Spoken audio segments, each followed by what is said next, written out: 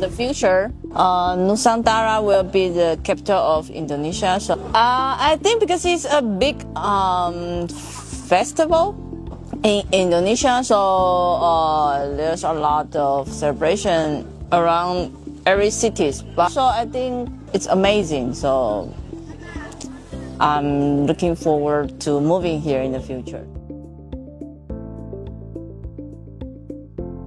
Dari awal kita mulai start dari 1 jutaan, tapi karena kita melihat antusias orang-orang, pembeli-pembeli di sini banyak, kita tingkatkan kualitas dan jumlah lebih banyak, jadi omset kita di atas lagi, lebih dari 1 juta. Alhamdulillah, kalau misalnya awal-awal itu kan kita kan kita mulai dari tanggal 18 itu mungkin agak sepi, mungkin sehari bisa 1,8, tapi alhamdulillah selama lebaran pertama sampai ketiga ini kita bisa mungkin per hari itu kira-kira 10 sampai 15 alhamdulillah ada.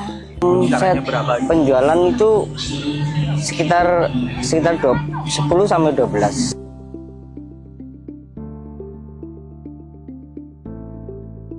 Kalau omset selama liburan lumayan meningkat sih, meningkat 2 kali lipat dari sebelumnya.